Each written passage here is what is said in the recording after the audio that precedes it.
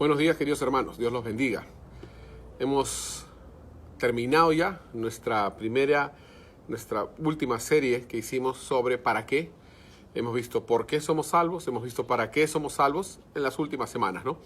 Y ahora quiero empezar una nueva serie, algo quizás un poquito diferente, pero que no carece de importancia. O sea, de hecho, es tanto o más importante de lo que hemos venido compartiendo. Y para ello quiero que me acompañen al Evangelio según San Marcos, al capítulo 6. Quiero compartir una serie que tiene que ver con características que nosotros debemos tener como hijos de Dios en las funciones que nos desempeñemos.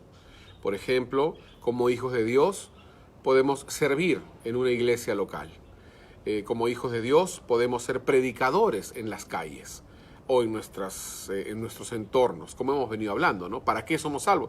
¿Para qué? Para servir, para ser útiles, para que la voluntad de Dios se cumpla en nuestras vidas y a través de nuestras vidas. Hay muchas razones y propósitos por los cuales nosotros hemos sido salvos. Entonces, ahora vamos a entrar justamente ya en esos propósitos y las características que debemos tener como hijos de Dios haciendo la voluntad de Dios, como hijos de Dios llevando a cabo los propósitos de Dios. Entonces, voy a hacer una introducción, quizás va a ser breve, no lo sé, pero que tiene que ver con lo primero, y es que hemos visto que nosotros somos salvos para ser testigos. Entonces, somos evangelistas, la palabra nos llama a eso, somos predicadores, somos reconciliadores. Nuestra labor es dar buenas nuevas, esa es nuestra labor. En un mundo que está en tinieblas, alumbrar. Y por lo tanto, somos predicadores, con nuestro testimonio, con nuestra vida, con nuestros pensamientos, con nuestras acciones. Somos predicadores. Entonces, quiero que en esta serie podamos nosotros ver características. Comienzo con la primera de estas series, que es características de un gran predicador. ¿Cuáles son las características que tiene un gran predicador? Vamos a ir viendo algunas de ellas, pero en este día lo que quiero hacer es básicamente tener una introducción de este tema que vamos a tratar, que tiene que ver con las características de un gran predicador.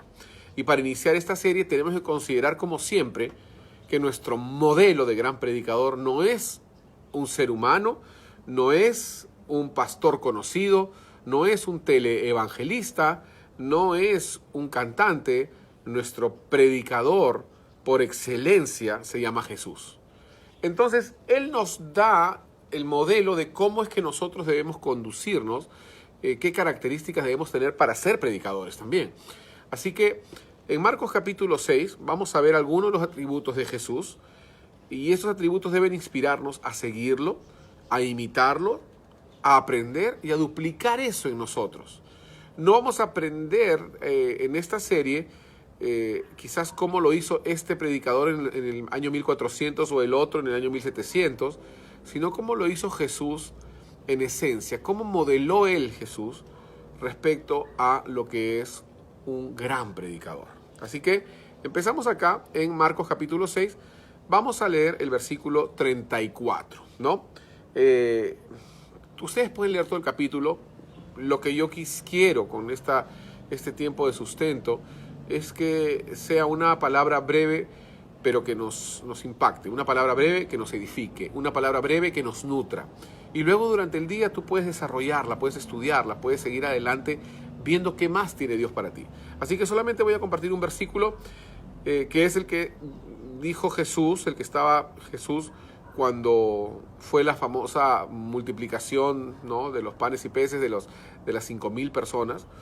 Y en este evento dice así: y salió Jesús, Marcos 6:34, y salió Jesús y vio una gran multitud, y tuvo compasión de ellos, porque eran como ovejas que no tenían pastor, y comenzó a enseñarles muchas cosas. En otros registros de evangelio sale que tuvo compasión de ellos y mandó pedir comida, ¿no? O sea, dijo a los discípulos que traigan comida, y hemos hablado de esto incluso en uno de los tiempos de sustento, que hablamos de la lonchera del niño, no sé si se acuerdan, pero hoy quiero ver a Jesús como el predicador, el gran predicador. ¿Qué características mostró y cómo es que Él cumplió su labor de gran predicador? ¿Qué hizo? ¿Cómo lo hizo? Ese es nuestro modelo. Tú y yo tenemos ese modelo.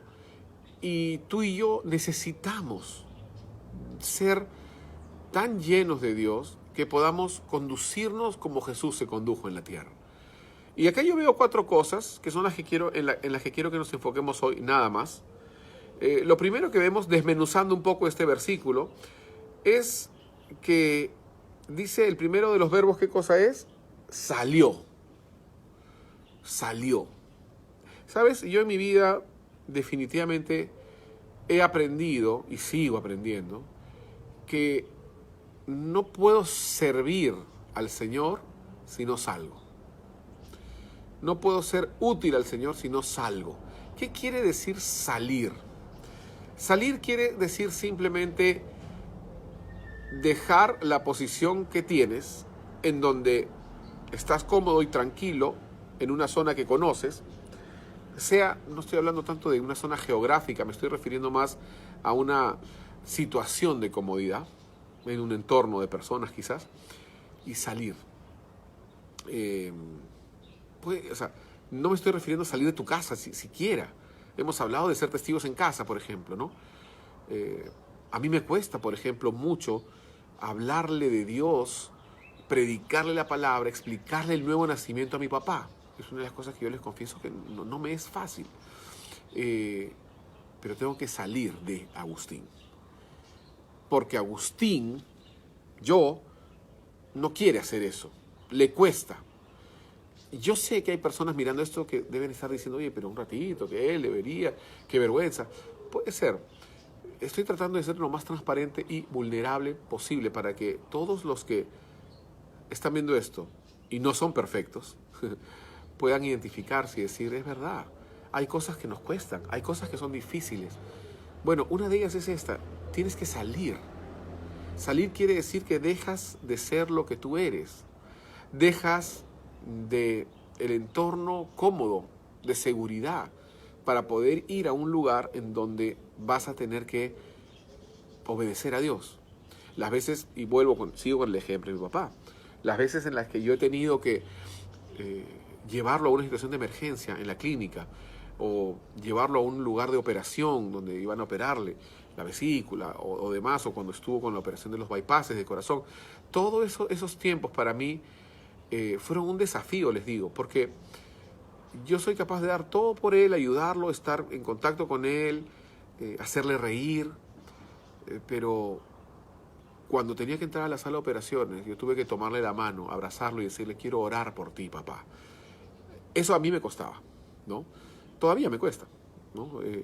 No quiero yo mentirles, pero he entendido que la única forma en la que nosotros de verdad servimos a Dios impactando es cuando salimos de lo típico, cuando salimos de lo clásico, cuando salimos de esas taras que a veces nos retienen e impiden que nosotros podamos ser útiles al Señor. Entonces, en esta primera, digamos, parte de esta introducción, estamos viendo que lo primero que hizo Jesús dice que salió. Ahora, si se dan cuenta, lo que dice después es que vio la gran multitud. Quiero decirte algo. A veces las personas dicen, pero yo no sé en qué servir al Señor. Yo no sé cómo voy a ser útil al Señor. Muchas veces es importante solamente que salgas, solamente que dejes un poco de enfocarte en ti y de buscar tu comodidad y empieces a ver un poquito más afuera. Porque apenas salió Jesús, vio la multitud. Si Jesús no hubiera salido, no habría visto la multitud, ¿no? Entonces, ¿qué cosa quiere decir salir? Salir quiere decir dejar esa zona segura, esa zona de confort. Ahora en la mañana estaba conversando con mi hijo y estábamos conversando de que en realidad el mundo en general, sobre todo el mundo occidental, está teniendo y sigue persistentemente la tendencia de ser un mundo muy cómodo, muy buscador de su propio placer, muy de autosatisfacción. Yo no creo que en sí el principio de buscar placer sea un principio pecaminoso, no lo creo, pero creo que si enfocamos nuestra vida en el placer propio estamos equivocados. Creo que tenemos que empezar a pensar que Jesús es nuestro modelo de predicador Y Jesús tuvo que salir para ver la necesidad. Jesús tuvo que salir de su posición para ver que había una necesidad. Me pongo a pensar en varias cosas, ¿no? Me pongo a pensar en Elías cuando estaba en la cueva y Dios le dice: Elías, sal de ahí, ¿no? Porque yo no me voy a meter en la cueva. Tú tienes que salir para que continúes viendo la obra de Dios. Tienes que salir para que continúes sirviendo a Dios. Tú no puedes servir a Dios enfrascado. Tú no puedes servir a Dios mirándote a ti toda la vida. Tú no puedes servir a Dios lamiéndote tus heridas siempre. Tú no puedes servir a Dios solo buscando tu propio beneficio. Hay que salir, hay que salir, hay que salir. Esa es la llamada de este día. Tienes que salir. ¿Cómo puedes salir? Piensa un poco en la gente que te rodea. Piensa un poco en las personas con las que vas a toparte hoy, ¿no? En tu casa, en el mercado, yo no lo sé. ¿Puedes salir? ¿Serás capaz de salir? Porque si en algún momento en tu corazón tú has dicho: yo quiero servirte, Señor, entonces este es el primer paso: salir. Servir no va a suceder mágicamente. Uno tiene que provocar y producir esas ocasiones en las que uno puede servir y obedecer a la voluntad de Dios. Pienso en los momentos, por ejemplo, cuando el Señor habla con Abraham y le dice a Abraham: yo quiero que salgas de tu tienda y puedas ver afuera, ¿no?, todas las estrellas, para que veas la promesa, ¿no? Salir. Volvemos a lo mismo: salir. Y es que cuando estamos entre nuestras cuatro paredes de nuestra persona, no salimos y no vemos. Y al no ver nos sentimos, y de ahí viene todo lo demás que vamos a continuar mañana. Pero hoy solamente quiero dejarles esto como una introducción. Este va a ser una introducción de varias etapas. Pero esta es la introducción de lo primero que hizo Jesús, que salió. Queremos ser útiles. Sabemos que tú y yo tenemos un propósito, un para qué somos salvos. Pero para que esto se lleve a cabo, tenemos que considerar que el primer paso lo tenemos que tomar nosotros. Y ese primer paso es salir de nosotros mismos y ver a otro, ver la necesidad del otro, en otro.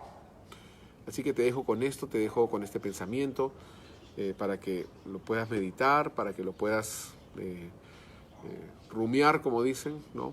Y te preguntes: ¿cómo puedo salir hoy? ¿Y quién puede ser bendecido por el hecho de que yo salga hoy? Que tengas un gran día.